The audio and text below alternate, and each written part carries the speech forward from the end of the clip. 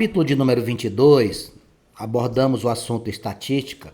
Tivemos a oportunidade de trabalhar o conhecimento de alguns conceitos, a apresentação de alguns gráficos estatísticos e comentamos para você qual era a principal finalidade da estatística. O que é que a estatística é? Estatística nada mais é do que um ramo da matemática que vai juntar, vai aglomerar um conjunto de métodos de pesquisa, um conjunto de técnicas que permitam analisar variáveis, analisar dados, analisar tendências, verificar através de pesquisas e estudos algumas informações que são relevantes. É tão importante esse trabalho que nós temos no Brasil uma instituição vinculada ao governo federal chamada IBGE, que a cada 10 anos faz um levantamento estatístico das condições socioeconômicas do país.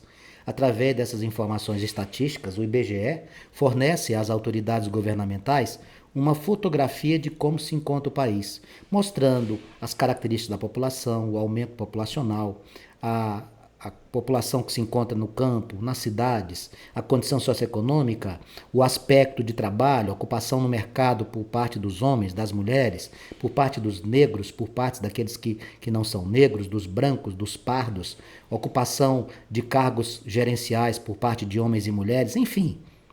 O IBGE traz, através da estatística, através da análise de gráficos, através da concepção de informações e tabelas de frequências, essas informações todas. E agora, nós estamos tendo a oportunidade, nessa nossa apostila, de conhecer a estatística de uma maneira mais próxima e começar a dar a ela o valor que ela merece. Bom, para que a gente pudesse abordar o capítulo de número 22 através das atividades, eu faço questão de relembrar com você aqui alguns conceitos que aprendemos em aulas anteriores. O primeiro deles, população. Na estatística, quando a gente fala em população, a gente está falando do universo completo, de todos os dados que você possui. Por exemplo, eu digo assim, iremos fazer uma pesquisa com os alunos da sala do 2º ano do ensino médio do Colégio Professor Vanques. Quem é a minha população aí? Todos os alunos. Então, quando eu me referir ao conjunto de dados de um determinado assunto, quando eu trago todas as informações, eu estou diante de quê? Da população. Quando eu pego esse universo estatístico e deixo limitado a um subconjunto, ou seja, a uma parte dele, eu estou diante do conceito de amostra. Como é que seria a amostra? Vamos dar um exemplo. Estamos lá na sala do 2º ano do ensino médio, a sua sala. Quando eu estou diante de todos vocês, alunos, eu estou diante da população. Quando eu especifico conjunto do 2º ano do ensino médio, me refiro especificamente às meninas, ou seja, alunos do sexo feminino, nós já vamos ter, ao invés da população, uma amostra. Então, a amostra seria nada mais do que o quê?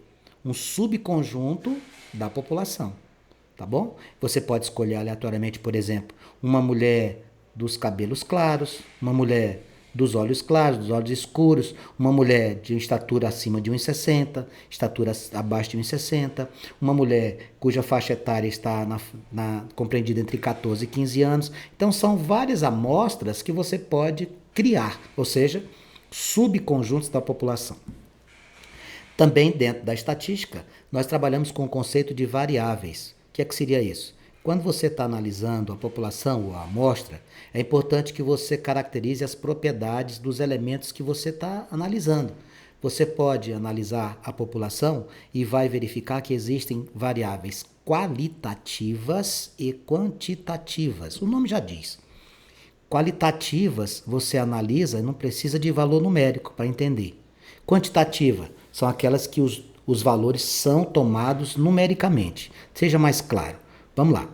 Eu falo assim para você, ó. Na sala de aula do 2º ano do ensino médio, nós temos um grupo de alunos que utiliza o meio de transporte, a bicicleta, o carro, o ônibus, o trem. Ou, isso aí seria o quê? Qualitativa. No grupo do 2º ano do ensino médio, nós temos os alunos que têm uma altura de 1,70 m. Nós temos um grupo de alunos que tem uma massa de 50 quilogramas. Nós temos um grupo de alunos que paga como mensalidade tantos reais. Isso aí seriam variáveis quantitativas. Então, variável qualitativa, os valores que você utiliza, não se preocupa com aspectos numéricos. Quantitativa. Os valores que você toma como referência se preocupam com valores numéricos. Para que a gente possa entender também a continuidade das informações de dados estatísticos, a repetição ou rol, quando eu falar em rol, estou me referindo à relação, tá? Você vai encontrar muito essa palavra, no estudo da estatística. Por exemplo, quando eu falar arrolar significa fazer um rol, ou seja, fazer uma relação. Aqui nós temos uma distribuição de frequência, porque a frequência para nós serão as informações dos eventos que aconteceram. Você vai ter a frequência, você vai saber o que realmente aconteceu. Veja os dados que eu trouxe aqui, ó. Dados brutos. O que seria isso?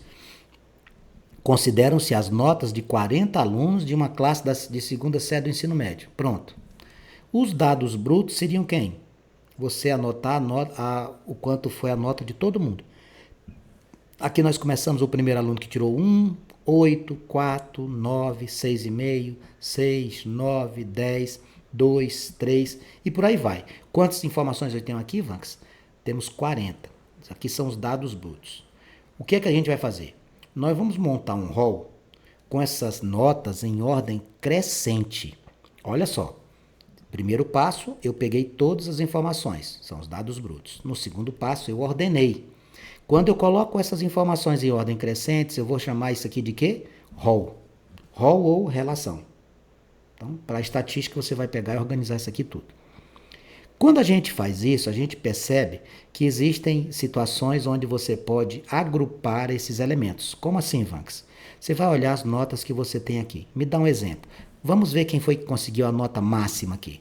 Você dá uma olhadinha aqui nos alunos, você vai ver que nós tivemos 2 alunos que tiraram 10 na prova. Então, se eu perguntasse para você, qual a frequência de nota 10? 2 alunos tiraram nota 10. Pronto, frequência 2. Vamos pegar um outro exemplo. Olha aqui, quem tirou nota 9? 1, 2, 3, 4, 5, 6. 6 alunos tiraram nota 9, então qual é a frequência da nota 9? 6. Ok? Então, a frequência você vai, depois de colocar em ordem crescente, você vai agrupar as informações e vai verificar quantas vezes aquela informação analisada se repetiu. Quando você faz isso, você permite àquele que analisa as informações verificar as frequências de uma maneira mais direta ainda, utilizando o que a gente chama de intervalos. Como assim intervalos, Vanks? Eu vou pegar o exemplo aqui desse grupo e vou fazer intervalos com as notas. Nós temos notas de 1 a 10, ninguém tirou 0. Eu vou trabalhar aqui com intervalos assim. Ó. Eu vou pegar de 0 até o 2, vou pegar de 2 até 4, vou pegar de 4 até 6, vou pegar a nota 6 até 8 e vou pegar a nota 8 até o 10. Dá para você me explicar isso? Isso aqui eu fiz o quê? Como a tabela estava muito longa, quando a tabela é muito extensa, e você vai encontrar muitas vezes isso, já pensou? Fazer o levantamento estatístico da população no Brasil? Você tem que separar isso em subgrupos, senão você vai ter uma situação muito grande. O que é que você vai fazer? Separe em grupos. Você pode fazer essa separação através de intervalos. O que é que eu fiz aqui? Eu peguei as notas de 0 a 10 e dividi em 5 grupos. Ó. Um grupo que vai de 0 a 2, de 2 a 4, de 4 a 6, de 6 a 8, de 8 a 10. Você percebeu que eu usei esse símbolo aqui? Ó? O que é que significa isso? Isso aqui é intervalo fechado, o número pertence ao grupo. Isso aqui é intervalo aberto, ele não entra. Por exemplo, ó, de 0 a 2, quem tirou 2 fechado, não entra no primeiro grupo, entraria no segundo. Do 0 até o 2 incompleto, do 2 até o 4 incompleto ou aberto, do 4 até o 6, veja, só fecha no último, ó, 8 fechado e 10 fechado. Isso aqui seria o quê? Uma tabela. Ó, olha aqui, essas informações que nós temos aqui, olha só como a tabela ficou enxuta. Eu dividi aqui, ó. Quantas notas tem de 0 a 2? Quantas notas tem? Olha aqui, ó. Tá vendo? Temos quantas notas aqui? Temos 2. Quantas notas tem de 2 a 4? Aqui, aqui e aqui. O 4 não entra. Quantas nós temos aqui? Nós temos 4 notas, Vanks, tá vendo? Ó? De 4 até o 6, quantos tem? De 4 até o 6. As notas de 4 até o 6 seria aqui, ó. 1, 2, 3, 4. O 6 não entra. Aí você ia pegar esses números, ó. 3, 4, 6 e o de baixo. Mais 2, 8. Tá vendo aqui, ó? Eu separei em grupos para poder, nessa tabela de frequência, dar uma enxugada naquelas informações. Uma tabela que era enorme, com muitos itens, eu consegui enxugá-las e deixei essa tabela de distribuição de frequência com intervalos. Esses intervalos, nós vamos chamá-los de intervalos de classes. Intervalos de classes. É assim que nós vamos nos referir a essa galera organizada separadamente. Dentre os gráficos que nós apresentamos para você ontem, eu vou mostrar de novo aqui essa relação de gráficos. Eu trouxe aqui para você o histograma. O que é o histograma? Histograma você tem basicamente a representação de retângulos, tá? Você coloca esses retângulos verticalmente e aqui, por exemplo, você já entende, ó, nota de 0 a 1, uma. Nota entre 1 e 2, 2. Nota entre 2 e 3, 2. Nota entre 6 e 7, 8. Notas entre 9 e 10, 3. Consegue visualizar? Eu faço 2 eixos aqui na vertical de frequência aqui de notas e eu consigo representar isso. Como é o nome disso aqui? Histograma. Outra maneira de você representar isso, você poderia trabalhar desta maneira, como eu estou colocando aqui. Você pegar a quantidade de frequências que você tem, comparar com graus, para fazer a distribuição em 360 graus, que aqui a gente chama de gráfico de setores, e trabalhar com porcentagem ou percentuais. Veja que interessante. Eu posso pegar os valores que estão aqui, a quantidade total, se eu trabalho em graus, seria 360 graus. E em porcentagem, 100%. Então eu tenho 40 aqui, ó, tá vendo? Ó? 40, você vai montar assim, ó. 40 está para 100%, assim como as notas que você tem está para quem? Para X. Outra maneira de fazer, 40 está para 360 graus, assim como as notas que você possui está para X. Essa proporção aqui, que a gente conhece como regra de 3 simples, permitiria que você trouxesse essas informações para dentro desse gráfico. Por exemplo, quem é que tem maior frequência aqui? Qual a nota que mais repetiu? Quem tem mais frequência, a frequência mais elevada, seria as notas compreendidas entre 6 e 7. Entre 6 e 7, você tem 8. Vamos fazer aqui um exemplo. Ó. 40 está para 100%. 8 está para X. Quando você fizer isso aqui, 40 para 8, você dividiu por 5. Então, isso aqui vai dar quanto? 20%. Pega esse 8, vai lá. Você vai encontrar isso aqui com como? 20%. Procura aqui. Olha aqui, ó. Nota entre 6 e 7, 20%. Essa aqui é a representação dos gráficos de setores. Outro gráfico muito comum, gráfico de barras. Aqui eu tenho linhas horizontais. Muito parece com quem? Com o gráfico das colunas verticais que também utilizam no histograma esse tipo de formatação. Exatamente, só que aqui nós estamos usando o quê? Na horizontal. Aqui a gente tem um gráfico envolvendo países com maior número de usuários de internet, tá? China, Estados Unidos, Índia, Japão, etc. Esse gráfico aqui, gráfico de barras. Nesse gráfico também, você poderia ter colocado barras na vertical. Olha o exemplo aqui, ó. Eu poderia ter pego esse próprio gráfico que está aqui e colocado como? Eu podia ter colocado os países na horizontal e o número de usuários da internet na vertical. Continuaria com as mesmas informações, continuaria com confiabilidade nos dados. Você lembra que eu falei para você da aula passada? O que é que dá confiabilidade a gráficos ou dados estatísticos? As fontes. No momento que você consulta as fontes para análise, o que é que nós estamos cercados hoje? Nós estamos sendo bombardeados por informações falsas. Estamos sendo bombardeados através dos usuários da internet a uma montoeira de mentiras. O que é que a gente tem que fazer? Nós temos que consultar as fontes. As fontes, por favor, seja responsável e não mande para frente mensagens ou informações que chegam até você sem nenhum tipo de fundamentação. Nem dê ouvidos para ela, não perca seu tempo para ver isso e muito menos não passe adiante. Estatística para nós também apresenta o gráfico de ogiva. O que é que seria isso? A ogiva nada mais é do que um gráfico que ele vai acumular todas as frequências que você tem. Você vai registrar as frequências desde a 0 até o limite máximo. Vai ficar parecendo muito com funções, quando a gente trabalha gráficos de funções lá no 9º ano, no 1º. Veja aqui essa informação aqui. Vamos dar uma olhadinha aqui. Vamos entender isso aqui. Isso aqui está um hall, tá? Nós estamos aqui arrumados, fizemos aqui o hall, dividimos em intervalos de classes, né? Nós temos aqui intervalos de classes, estão todas arrumadinhas aqui. Quais são elas? De 30 até 40 aconteceu 3 vezes, de 40 até 50, 5 vezes, de 50 a 60, 80, etc. O que você vai pegar fazer com esses números? Você vai transcrevê-lo para um gráfico. Olha aqui, ó.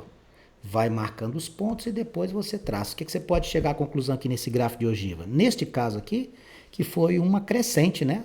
Ó, nós estamos vendo aqui que aconteceu uma crescente da distribuição que a gente tem a fazer aqui. Bom, isso aqui foi o que a gente trabalhou nas aulas anteriores. O que a gente precisa fazer nesse momento agora é te apresentar um gráfico chamado pictograma, que eu não mostrei para você na aula passada, e depois partir para os exercícios. Como é o nome do gráfico, Vanks? Pictograma. O que é isso, Vanks? É um gráfico muito legal, muito interessante, que é aquele gráfico que a gente utiliza figuras para mostrar alguma coisa, tá? Por exemplo, esse gráfico muito triste aqui, ó, acidentes de avião. O autor pega, coloca os modelos aqui, ó, nesse eixo, tá vendo? Quem tem mais acidentes é o DC-10. Então, quando você for viajar, que você vê esse tal de DC-10, você fica esperto. E aí ele coloca aqui como pictograma uma foto de um avião. Esse Fokker 100, eu me lembro muito dele com relação aos acidentes que nós tínhamos aqui no Brasil. Nós tivemos acidentes com aviões da TAM que utilizavam esse tipo de aeronave. Bom, casos de vazamento de óleo. O que é que ele fez aqui? Ele colocou uma estrutura aqui que mostra um recipiente que permite, por exemplo, a vazão de combustível, né? A vazão de petróleo. Então, esses que aparecem em fotografias, esses que aparecem em desenhos, figuras para ilustrar as informações que você tem, que você possua de maneira quantitativa, você vai chamar de pictograma, ok? Bom, e isso posto, nós já temos condições de trabalharmos os nossos exercícios. Por gentileza, vá na sua apostila, na página de número 22 e trabalhe comigo. Existem alguns exercícios que você não acredita o grau de dificuldade tão pequeno que é, como esse aqui do Enem. Veja, a cidade de Guarulhos tem o 8º PIB municipal do Brasil, além do maior aeroporto da América do Sul.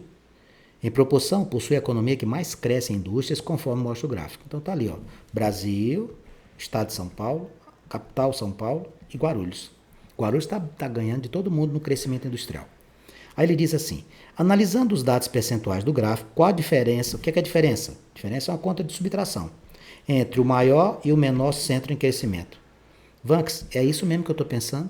Ele quer que eu olhe para o gráfico e faça, através da legenda, uma conta de menos? Exatamente, foi essa a questão do Enem. Qual é o maior que nós temos aqui? O maior índice é o de Guarulhos, 60,52. E o menor é de São Paulo, capital, 3,57. Diferença? Como é que eu faço isso? 60,52 menos 3,57. Por gentileza, não esqueça de colocar vírgula abaixo de vírgula. 7 para 12, 5, vai 1. 6 para 15, 9, vai 1. 4 para 10, 6, vai 1. 1 para 6, 5. 56,95%. Minha resposta seria a letra C. Só isso? Só. Na questão de número 2, ele traz para a gente aqui uma tabela. Você já sabe o que significa isso, né? De 50 até 75, o 75 não participa. De 75 até 100, o 100 fica fora.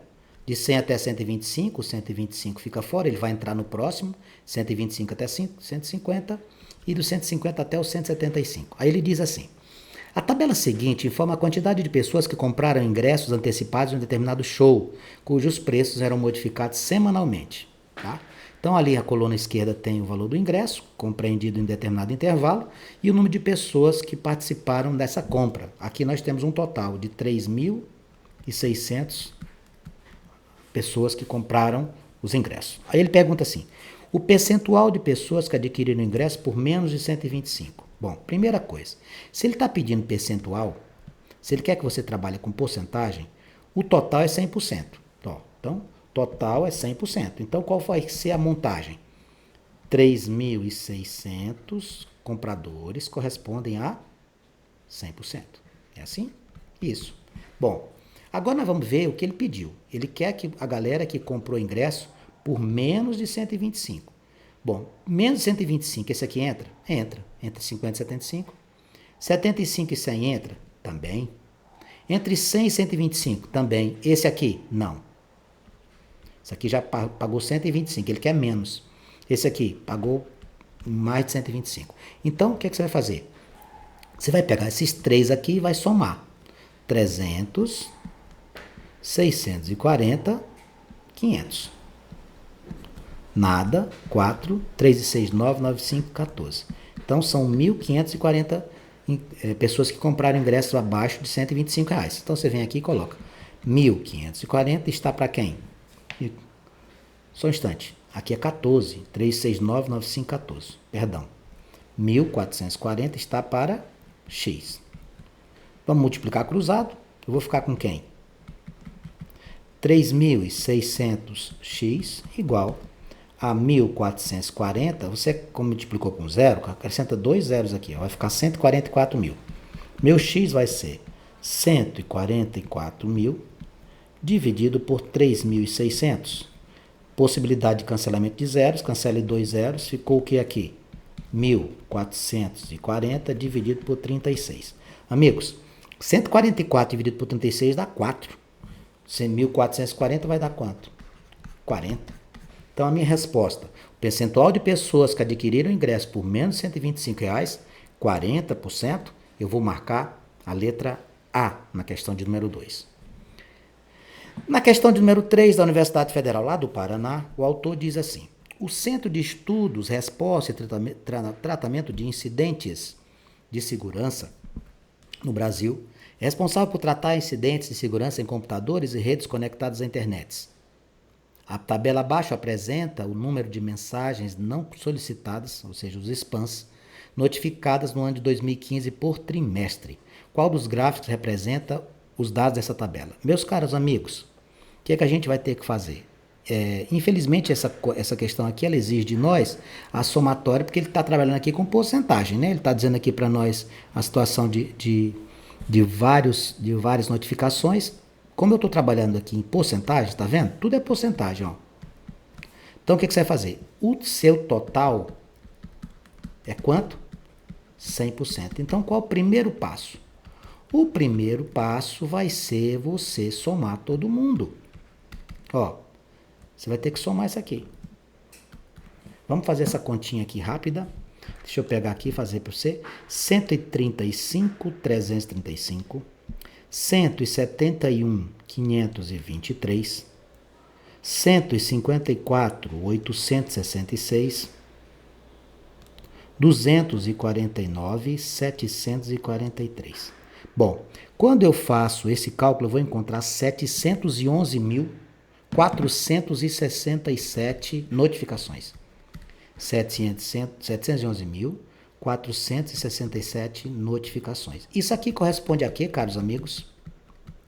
Aqui corresponde a 100%.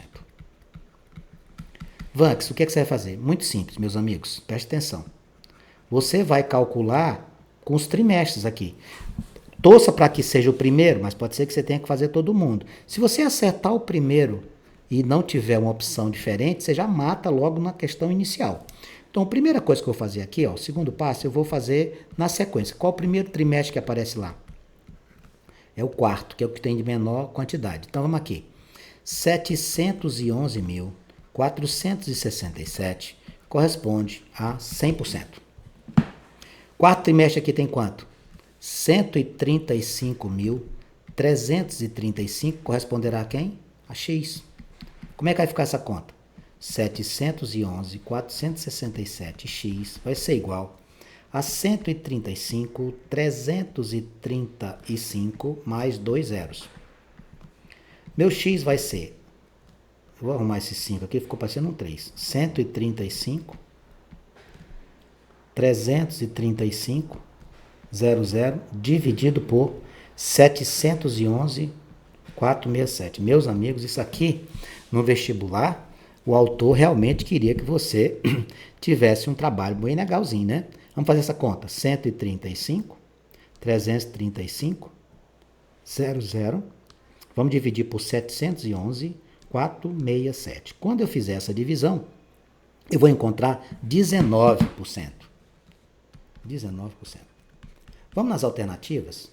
Será que existe mais de uma alternativa que diga que no quarto trimestre é 19%? Vamos ver a letra A. A letra A diz que é 13%. está fora. A letra B, 13%, fora. A letra C, 17%, fora. A letra D, 19%. Oh, maravilha. A letra D, a resposta aqui, ó. A letra E disse que era 11%. Então, resposta à questão número 3. Qual foi o procedimento? Somei todo mundo e chamei de 100%. Peguei o quarto trimestre e fiz a proporção de porcentagem. Infelizmente, iria ser mais trabalhoso se ele tivesse, por exemplo, colocado mais um 19%. Aí, se tivesse mais de um 19%, o que você faria? Aí você partiria para o cálculo do terceiro trimestre e até encontrar a alternativa. Na questão número 4, nós temos aqui um gráfico. Veja esse gráfico aqui, que interessante. Aqui ele coloca a nota do PISA. O que é a nota do PISA? Aqui é a nota com relação ao rendimento escolar. Tá? E aqui ele coloca horas de estudo.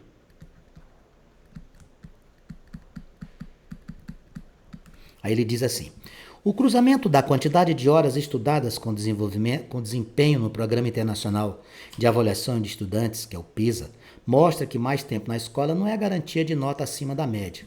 Isso aqui é uma informação muito importante, porque eu vejo muitas vezes algumas instituições escolares defenderem que ficar diuturnamente na escola é o ideal. Não vejo assim.